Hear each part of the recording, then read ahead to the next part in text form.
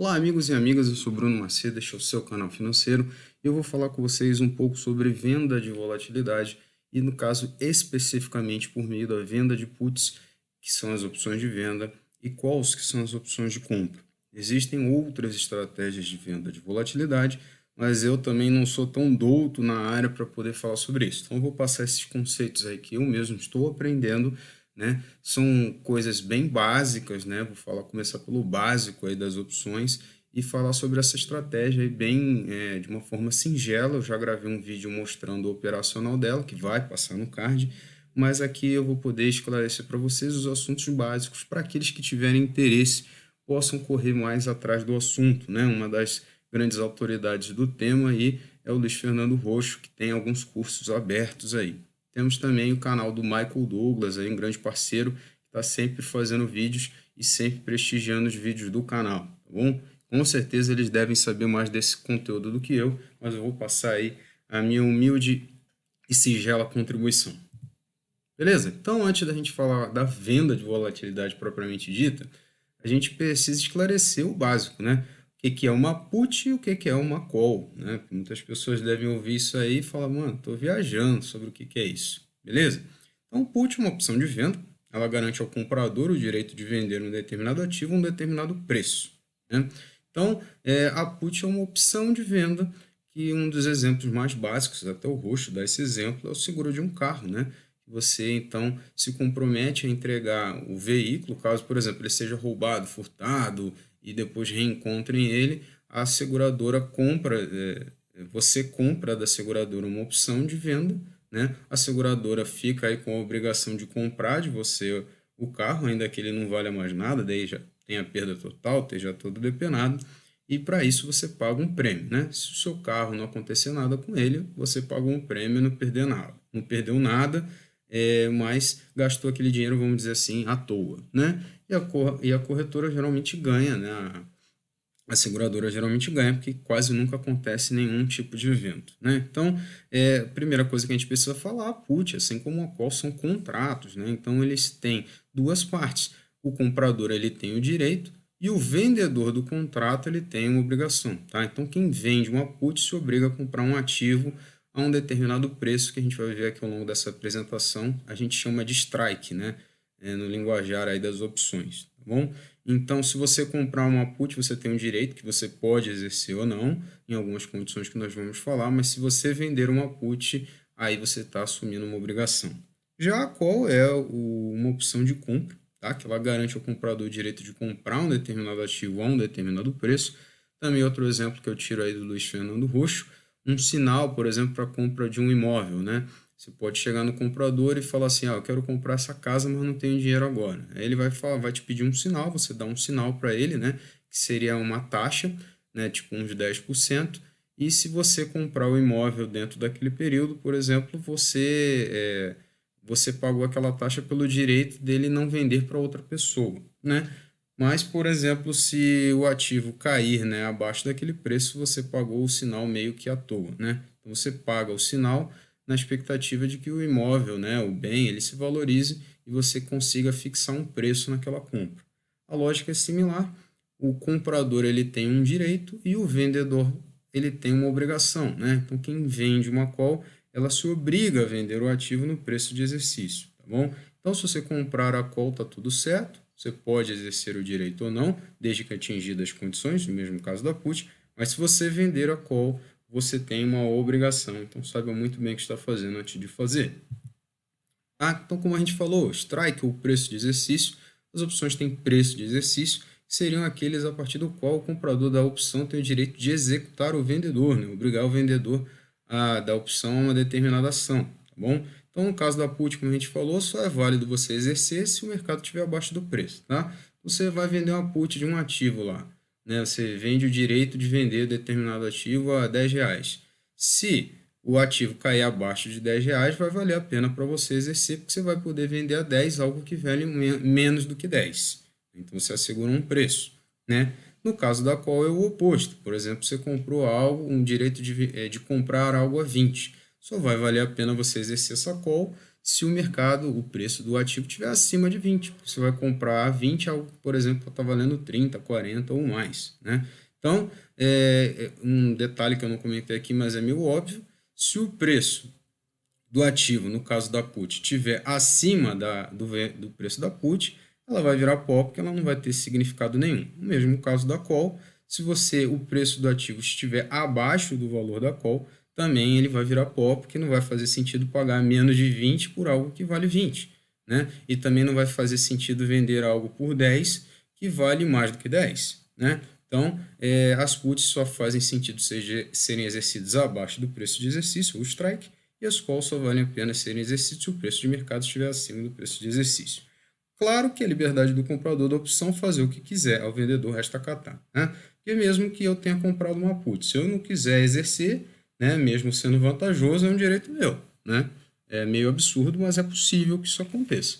Já o cara que vendeu a call ou a put, mano, ele fica aí na dependência do que o comprador da put ou call vai decidir, tá bom? E em cada corretora segue de um jeito essa questão do exercício, né? Algumas corretoras esse exercício é automático, em outras corretoras você precisa avisar o seu assessor. De qualquer modo, você tem que se informar com a sua corretora, né? Para saber como é que funciona o exercício para você, sendo que se você é o comprador, você tem que correr atrás para ser exercido. Se você é o vendedor, você não precisa fazer nada, você tem que esperar aí o que o comprador vai fazer. O vencimento, né? As opções elas vencem, elas encerram, elas deixam de existir sempre na terceira segunda-feira de cada mês, de acordo com a relação de letras que elas têm, tá bom? Então, no Brasil, você consegue até comprar opções com 1 ano de validade, mas elas geralmente não têm liquidez, não tem negócios nela. Mas elas têm um vencimento sempre na terceira segunda-feira de cada mês, de acordo com a letra, tá? Então, como eu falei aqui, a gente tem uma relação. As opções de compra, elas começam da A vai até a L, tá? Então, uma put, uma call de um ativo tipo Ambev A, quer dizer que é uma call da Ambev que tem vencimento na terceira segunda-feira de janeiro. E a BEV-M, por exemplo, seria uma put de Ambev com vencimento em janeiro também, tá bom? Então, essa relação está aqui, mas você consegue acessar ela com facilidade na internet. As opções também têm dois tipos, tá? Nós temos as americanas e as europeias, né? No Brasil são negociados dois tipos, né? E a diferença básica com elas refere-se ao exercício, tá? As opções europeias só podem ser exercidas no vencimento, ou seja, como a gente falou, só na terceira segunda-feira daquele mês, se for A, B, C, aí você vai ver qual o vencimento dela. A europeia só pode ser exercida no vencimento, independentemente dela estar ou não em condições de exercício. Então, no caso da put, o preço do ativo está muito abaixo do preço lá da opção. Mesmo assim, eu não posso exercer, tá bom? O que eu posso fazer é vender, né? Geralmente, se o preço está muito abaixo do preço da opção, a minha opção se valorizou muito, né? Se eu comprei, eu posso revender ela tal e embolsar o lucro, mas eu não posso exercer ela, né? E as opções americanas, elas já podem ser exercidas a qualquer tempo, bastando atingir as condições. Por óbvio, até o limite do prazo, né? Então, se a gente tem uma call de vencimento D, agora que é em abril, se ela atingir as condições, ou seja, o preço lá do ativo está acima lá do preço do strike, né, do exercício, eu posso exercer a minha opção já agora, né, porque o vencimento é até o dia 20, né, porque o vencimento dessa opção, e eu não preciso esperar o dia 20 para exercer, né? Então, abriu agora o vencimento das opções é dia 20 do 4. No caso de uma opção americana, eu poderia exercer antes, tá? Detalhe, tá? No Brasil, todas as puts são europeias, mas as calls elas podem ser europeias ou americanas. Bom, então, se você vender uma put, pelo menos você tem a tranquilidade de que ela só vai ser exercida na data limite. Já as calls você precisa verificar antes. Beleza? Como é que é o código das opções? O código das opções é determinado pela seguinte regra, né? Código da empresa, mais letra do vencimento, mais uma sequência de números relativos ao strike. Eu dei um exemplo aqui, tá? CMIG P78. Isso aí é uma put com vencimento em abril de CEMIG 4, um strike 780. Sabendo que a gente tem a CEMIG 3, né? Então você vai ter que procurar aí num site, como eu mostrei lá no outro vídeo, ou eu uso o OpLab, etc, para você ver como seria a diferença aí da CEMIG 3 para 4, porque ambas usariam esse mesmo radical, né? CM e G, né? Mas a letra P aí representa uma put com vencimento em abril, tá bom?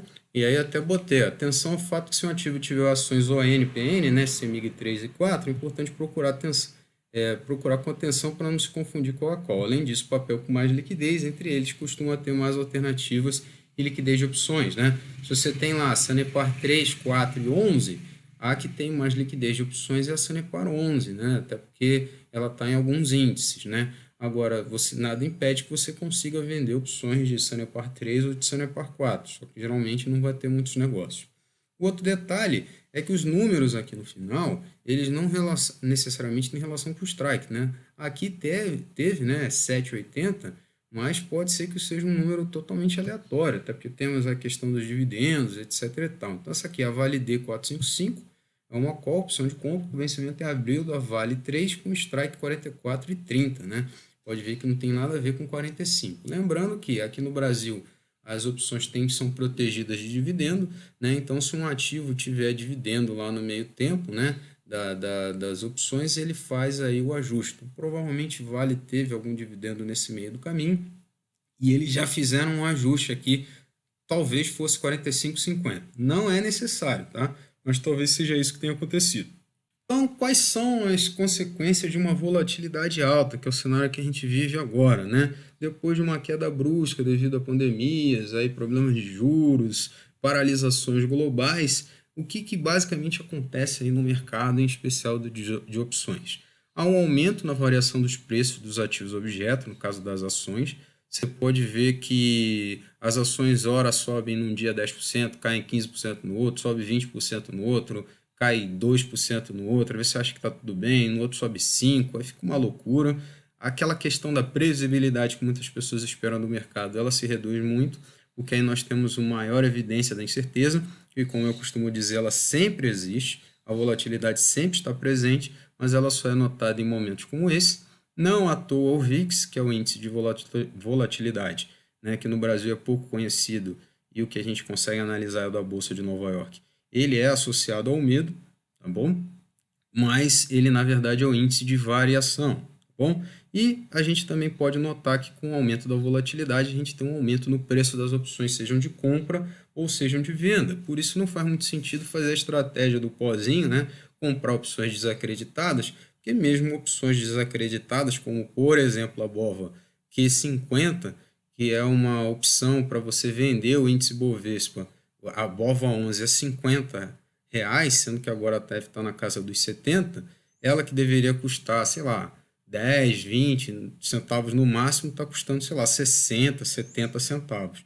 Justamente porque a volatilidade está alta e as pessoas, elas, né, há uma crença de que é possível chegar a BOVA, o BOVA 11 ao strike 50. Da mesma forma, também tem gente que acredita que BOVA vai chegar no strike 120. Por isso que se você for pegar uma call lá de BOVA, no caso D 120, eu falei que, né, mas seria P, né? Uma BOVA D120, você também vai ver preços absurdos, porque o mercado fica incerto, aí as pessoas começam a ver essa incerteza e começam a ver, é possível que chegue a 120, é possível que chegue a 50, né? E quando o mercado segue um ritmo normal, as pessoas falam, jamais vai chegar no 50 ou jamais vai chegar no 120, né? O mercado vai subir tranquilamente. Então, a precificação das opções, tanto de call, né, de compra como de venda, fica absurda, né? Com momentos de volatilidade alta, né? Então, a série B de puts agora e a série D de calls, tanto faz a opção que você vai escolher, para a faixa de preço que ela está sendo vendida, ela está sendo vendida cara, vamos dizer assim. Beleza? E quanto maior a volatilidade, mais cara ela está. Para referência, o VIX agora, que é da Bolsa de Nova York, está na casa dos 50, sendo que um valor aí normal, aceitável para a gente fazer a tal da estratégia do pozinho, entre 12 e 20, né? Então, mesmo com as quedas aí desses dias, sendo que ela bateu 80 em um determinado ponto, ela ainda estaria cara, né? Temos também o maior medo por parte dos integrantes do mercado no que tange a compra, como a gente falou, volatilidade é muitas vezes associada a medo, então as pessoas têm tanto medo de fazerem a compra das suas ações, como, claro, esse medo é refletido no preço das opções, porque as pessoas vendem caro, porque já que elas acham que estão se arriscando mais vendendo opções, né? Com certeza isso posso dar um exemplo, né? O camarada que me vendeu a put lá de Bova O96 a 13 centavos, se ele não conseguiu recomprar, ele tomou um prejuízo porque ela chegou a bater R$ 29, né? Esse cara, com certeza, se ele não tomou todo esse prejuízo, ele fica muito mais ressabiado e ele, com certeza, ele não revende mais opções a preço centavos, ele vai querer um prêmio muito maior por o risco que ele está correndo. E, consequentemente, o último ponto é um momento mais propício para vender volatilidade, né? Se a volatilidade está alta, a gente vende o que está caro, né? E a gente compra o que está barato, né? No caso, quando a volatilidade estava baixa, a gente comprava ela por meio da compra das opções, as puts pozinho, né? E quando a volatilidade está alta, né? As opções estão caras, a gente vende ela, né? Porque a gente segue sempre essa lógica do preço importa, né? Aqui o preço importa. Beleza? Como é que eu vendo volatilidade? Né? Uma das formas de vender volatilidade, existem outras estratégias, mas são mais avançadas, é por meio da venda de opções. Como eu falei, né? Se a vol está cara, a gente vende opções, a gente vendendo opções está vendendo vol, né? Ou vendendo volatilidade, ou vendendo VIX, né? Não é bem VIX, porque VIX é da Bolsa de Nova York, etc., mas só um exemplo. Né? Existem outras estratégias com opções que envolvem venda de vol, mas eu mesmo não sou tão conhecedor aqui para falar delas, né? Mas essa é a mais fácil, que seria a venda de opções, beleza? Então, no caso que eu vou explicar, vamos vender puts de papéis os quais eu desejo aumentar ou criar posições, tá? E na quantidade desejada. Então, se eu tenho dinheiro lá para comprar 100 ações de CEMIG, eu vou vender 100 puts de CEMIG, porque eu quero comprar 100 ações de CEMIG e eu tenho dinheiro para comprar 100 puts, 100 ações de CEMIG no preço que eu vendi a put. Bom, então não saia vendendo quantidades absurdas, porque depois você pode ser obrigado a comprar, né? Então, muita gente fala que esse aqui é uma estratégia com perda ilimitada, justamente porque eles vendem quantidades absurdas, como o caso da pessoa que vendeu, sei lá, 10 mil opções aí de Bova para mim a 13 centavos e depois tomou um prejuízo absurdo também, né? Por óbvio, né? Não vendeu 10 mil para mim vendeu 2 mil, mas ele estava, a pessoa de quem eu comprei, eu acho que estava vendendo 10 mil, para vocês terem uma ideia. Bom, então eu vou vender puts de papéis que eu quero ou aumentar, porque eu já tenho, ou de novos papéis que eu quero acrescentar, e vendo calls dos ativos que eu já possuo em alguma quantidade, mas eu estou disposto a reduzir caso chegue naquele preço, para de repente embolsar o valor do lucro e comprar outros papéis, né? Eu já atingi o preço que eu queria, etc e tal. Eu posso também vender calls com preços muito acima lá da faixa normal de preço, porque aí eu só vou vender realmente o ativo se ele atingir um valor muito absurdo. Só que, geralmente, quanto mais fora do preço, mais barato vai ser a taxa que eu vou receber. Então, se eu vender puts muito abaixo e calls muito acima, eu vou receber um prêmio muito barato. Então, não sei se é válido fazer isso, né?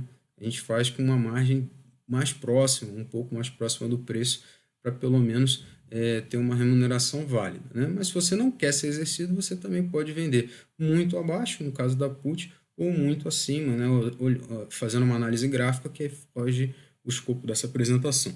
Dito isso, tendo isso em mente, não se deve vender mais opções do que se pretende ser exercido sob o risco de ter grande prejuízo, como a gente falou aqui agora há pouco. Bom, o lote das opções, outro detalhe importante, mencionar que o lote das opções é 100, tá? Então, exceto o BOVA 11, que você pode comprar e vender de 10 em 10, as demais opções é de 100 em 100. Então, não dá para comprar uma opção, uma put ou uma call de CEMIG, né? Ou de Bradesco, ou seja lá qual for a ação. Você tem que comprar de 100 em 100. Então, isso aí é uma coisa que eu acho meio zoada, mas já é assim na Bolsa de Nova York, né? Infelizmente. Então, dependendo do papel, fica difícil você realmente vender puts, né? Porque vai ser um valor alto para você comprar um lote de uma vez. Mas temos papéis aí na casa dos R$ 10, então você consegue vender de CEMIG, de Usiminas, de Via Varejo, que são valores aceitáveis, né? Mas dependendo do papel, fica difícil você vender calls. Já vender puts, perdão, mas já vender calls, tendo você o papel, né? Desde que seja um valor maior do que você pagou, você vai sair obrigatoriamente no lucro, né? Lembre-se disso quando for vender calls. Não venda calls abaixo do preço que você comprou, senão você vai ser obrigado a entregar com prejuízo. Venda pelo menos acima do preço que você comprou para você ter lucro não só no prêmio que você vai receber, mas também no valor da operação. Bom, dessa forma, não é possível vender ou comprar uma opção apenas, como eu falei, é necessário negociar 100, no caso do BOVA 1110. Imposto de renda, tá? Isso é uma coisa controvertida. Tem vídeos aí de pessoas que falam uma coisa, tem vídeos de pessoas que falam outra coisa. Meu entendimento da legislação tributária é o mais favorável à Receita, tá bom? Porque a legislação é confusa, é extensa, é deficiente, e no Brasil você vê que não é feito para o investidor, até porque não é uma parcela significativa da população, tá bom? Então, de forma a evitar problemas com imposto de renda, eu pego aí a interpretação mais favorável à Receita, tá bom? Que no caso aí paga um pouco mais do que algumas vídeos que vocês vão ver aí na internet falam para ser pago, mas isso me dá uma maior tranquilidade. Beleza? Então, dito isso, tanto na venda de puts como de calls, considero que deve ser pago o valor de 15% sobre o valor recebido, independentemente do exercício, né? A questão do exercício que é aí o que é discutível, beleza? O valor recebido na venda das opções é chamado de prêmio, né? Então, como eu dei no outro vídeo lá, eu vou dar alguns exemplos para você. Se eu vendi determinada opção lá, call, put, seja lá qual for, e recebi um dinheiro por isso, isso é chamado de prêmio.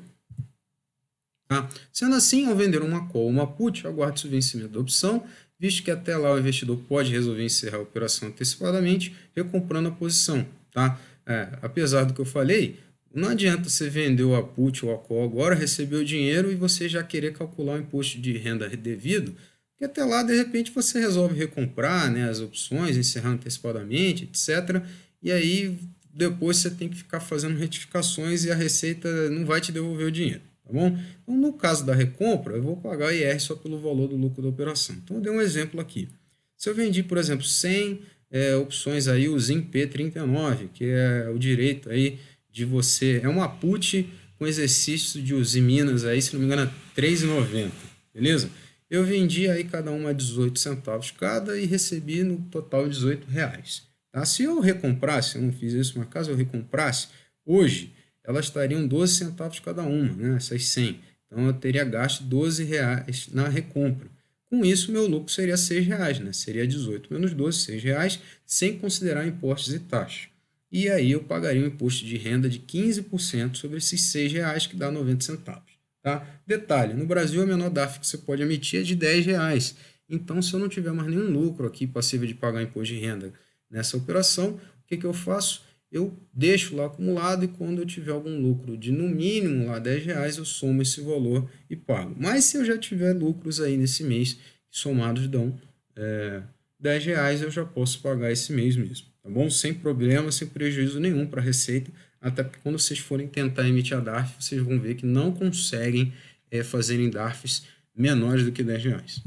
Beleza? Se, no entanto, eu for exercido, seja na call ou na put, eu vou pagar 15% de IR sobre todo o valor recebido, tá? Como eu falei, nesse ponto existem pessoas que entendem diverso, eu vou explicar da forma como eu entendo. Então, se você discorda aí, ou se você vê outra informação, saiba que é o posicionamento dessa outra pessoa. Beleza? Então, se eu vendi 100 aqui, calls de ENGIE, a EGD9, que é o preço de exercício R$ 39,95, tá? Eu recebi R$ 1,44 por cada uma delas, eu recebi um prêmio de R$ 144, e se eu for exercido, né, eu vou ter que vender 100 END aí a R$ 39,95. O lucro da operação é R$ 144, sem considerar impostos, e aí eu pago 15% de imposto de renda sobre estes R$ 144, que dá R$ 21,60, tá?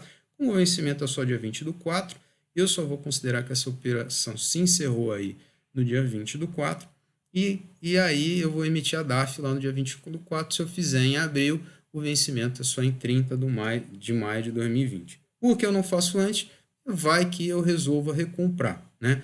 Dando um exemplo particular, eu vendi put de Banco do Brasil e recomprei, né? Vendi a 132, recomprei a 20, embolsei R$ 111, então não levei para o vencimento.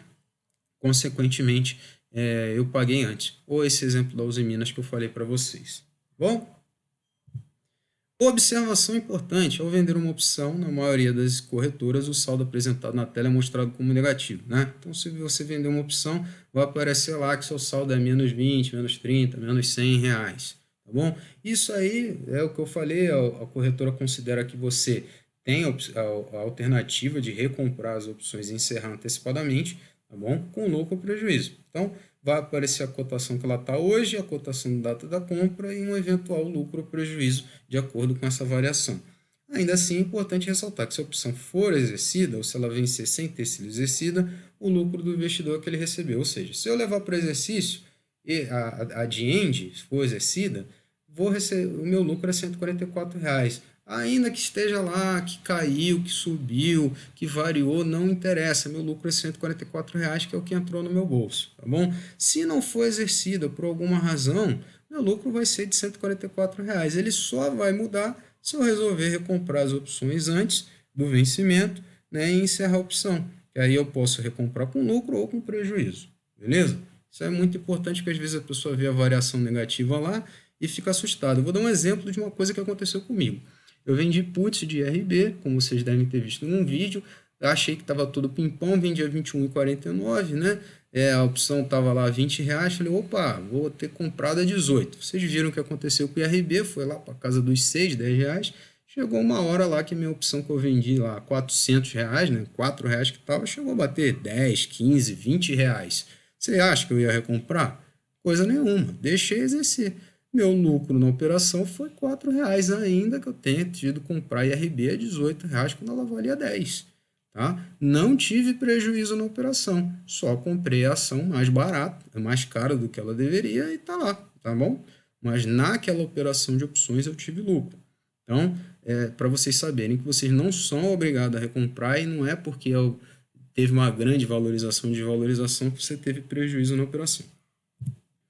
Observação importante 2 é que cada corretora tem uma determinada cobrança para realizar o exercício das opções, tá? Então, mesmo as corretoras gratuitas, elas costumam cobrar aí para questão de exercício, então você tem que ver isso com a sua corretora para você não tomar um susto e de repente achar que era só ganhar dinheiro aí e de repente levar uma catrapada, tá bom? Então você tem que ver junto com a sua corretora quanto ela cobra de taxa. E, por incrível que pareça, algumas corretoras que cobram corretagem cobram taxas mais baratas no exercício. Porém, eu de antemão já adianto. Para quantidades pequenas, a mínima é 100 opções, via de regra as taxas costumam ser irrisórias, tá? Porque a taxa é tão pequena que mesmo num percentual elevado, você paga pouco. Vai começar a fazer diferença se você quiser lançar 1.000, 2.000, 3.000 puts ou calls, aí de repente a corretora de graça pode não ser a melhor opção para você. Mas se você vai lançar 100, 200 aí, dificilmente você vai pagar um valor muito caro. E outro detalhe, para vender as opções cobertas ou não, geralmente as corretoras exigem que o investidor tenha perfil arrojado. Bom, então se você comprou uma opção e quiser vender, você pode comprar opções à vontade. E aí você vendeu o que você comprou, show de bola, né? Mas se você por acaso quiser fazer travas, quiser vender a descoberto, né, a put ou qualquer essa estratégia que a gente está falando, aí você vai ter que ter o perfil arrojado e responder o questionário lá de modo a se adequar ao perfil arrojado. Tá bom? Outra coisa que você vai ver lá no outro vídeo que eu gravei, está aí no card, é que você tem que alocar garantias. No caso da call, se for uma venda coberta de call, você tem que alocar o ativo, né? Eu quero vender call de end, você vai botar end em garantia. Se eu quero vender de BB Seguridade, eu boto BB Seguridade garantia. Se for uma put, você tem que botar dinheiro em garantia, que no caso é o dinheiro que está depositado na sua conta. Para você saber isso, só você ver o vídeo que está no card, que nem eu falei, não tem nenhum mistério. Então, encerrando a nossa operação, vou usar uma frase aí que eu ouvi muito no quartel, né, que é: não seja quadrado, vire-se. Tá? Então, muitas vezes a pessoa chega num momento como esse, de grande volatilidade, de dificuldade, de problemática, e ela fala: mano, o que eu vou fazer agora? Não sei, eu só sabia fazer o buy and hold, comprar barato e vender caro, e comprar opções baratas aí, tentar negociar, mas agora não está dando para fazer isso, porque as opções estão caras, o mercado está caindo, e aí o que eu faço? Né? Então, o mercado ele não é estanque, as estratégias não são necessariamente... você tem que fazer uma só até a morte. Eu sei que tem colegas aí que preferem seguir sempre a mesma estratégia e eu não vejo nenhum mal sobre isso, mas eu imagino que a gente possa se adaptar aos determinados momentos do mercado, né? Em momentos de tranquilidade dá para você fazer um buy and hold, segurar as ações no longo prazo sem problema nenhum. Nada impede que você, em um momento de grande volatilidade, possa segurar essas mesmas ações, mas vender umas puts e umas calls para ganhar um dinheiro, desde que você saiba o que você está fazendo. Por isso que eu falo, você não precisa fazer uma única estratégia. Se você conseguir estudar, seguir a estratégia e aprender essa estratégia ou outras, você pode mudar de estratégia de acordo com o momento do mercado. Tá bom? Repito, não vejo nenhum mal da pessoa seguir uma estratégia única. Mas também não dá para a pessoa dizer, então agora não tem que fazer resiliência, foco no longo prazo, porque não há o que fazer. Há sim o que fazer, essa é uma das alternativas que há do que pode fazer, existem outras, tá bom? Se eu conseguir aprender e trazer com mais cuidado e implementar, eu falo com os colegas. Essa eu falo porque esta eu implementei e já mostrei, tá bom? Existem outras as quais eu ainda não tenho conhecimento para implementar, por isso eu não mostro. Então, não seja quadrado, se adapte ao mercado. Vire-se! Beleza, amigos? Então era isso que eu tinha para dizer no vídeo de hoje. Agradeço a todos pela paciência e pela audiência. Se você for novo aqui no canal e gostou do conteúdo, peço que deixe seu like, se inscreva, aperte o sininho para receber notificações e visite as redes sociais, além de visitar os conteúdos parceiros que estão na descrição, que são meus e-books do Guia Rápido do Mercado, 6 dicas para atingir a independência financeira, além do grupo privado do seu canal financeiro, onde você pode entrar aí no grupo dos patrocinadores, dar uma moral para esse seu canal aí, onde a gente troca uma ideia. Aqui não somos os grandes conhecedores, doutores do mercado, mas você pode ajudar essa iniciativa e também receber os conteúdos do pessoal do grupo fechado, que eu repito, né, é apenas a fim de ajudar esta iniciativa, mas né, a gente consegue, por exemplo, essa apresentação em PDF, etc e tal, e alguns brindes, né? Além do grupo privado do seu canal financeiro, né? Perdão, além do seu canal emocional, que é o canal da minha esposa, onde você pode aí ter dicas para controlar suas emoções, controlar o seu mindset para melhorar o seu desempenho, não só na bolsa de valores, como na sua vida como um todo. Era o que eu tinha para dizer. Um abraço fundo do coração e até o próximo vídeo.